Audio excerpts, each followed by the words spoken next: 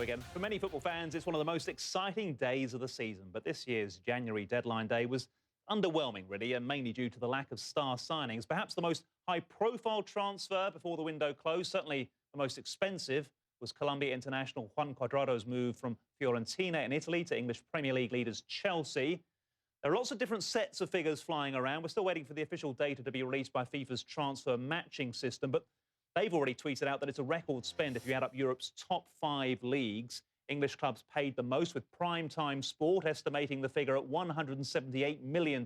That's more than double the next biggest spend by Germany's Bundesliga teams. In total, the $431 million splashed out by the Big Five is up 31% on 2014, and it's the highest since 2011. Esteve Calzada is the CEO for Primetime Sport and joins us now. Esteve, lovely to have you back on the show. No one massive signing to get us all interested, and not really a big flurry of deals before the various deadlines we saw on Monday, but still a record total amount of money. So why are clubs still doing a lot of deals, even though they're worried about their bottom line? Yeah, I mean, obviously, there's a lot of more and more tradition about the deadline day, and if you look at that specifically, it may be disappointing. But as you were just saying, the numbers show a growth, and there's a combination of factors in there. Obviously, the clubs are following strictly the financial fair play regulations.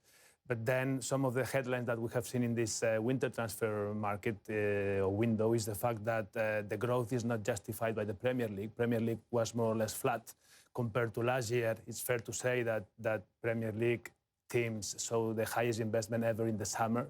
So normally we expect the winter to be softer because it's somehow a correction of what happened in the summer. But then more importantly, I think we need to take a look at the sales, right? So we see this growth because at the same time teams are selling players, just like we saw with Chelsea, a very powerful team. They've got to keep their squads lean. Yeah. And not only that, but even a powerful team like Chelsea has been waiting until the last day to be able to do Cuadrado because he was waiting to be able to sell Sherrill to Wolfsburg, right? Yeah, and we saw more loan deals, we saw more swap deals. You'd like to look at the net figures rather than the gross figures. Why is that?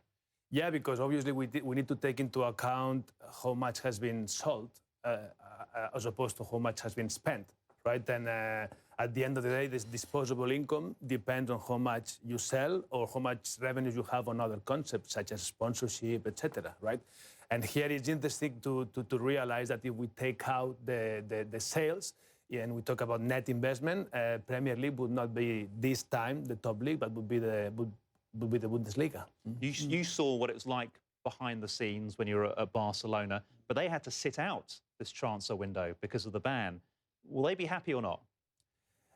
I guess the biggest impact will be seen next summer because there's no tradition in Barcelona. If we look at the last years, Barcelona is not normally going to the winter transfer window.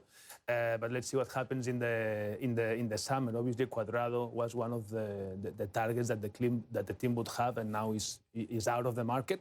But then not only that, but they received proposals from some of the players, such as Montoya, the right fullback, which probably normally they would have sold, but obviously now they didn't because they could not go for a replacement. 2 World Cup winners, Marco Reus and Mats Hummels, may be available in the summer as well. That could make it more interesting, couldn't it? Lovely. Esteve Calzada, thank you so much, the CEO of Primetime Sport there.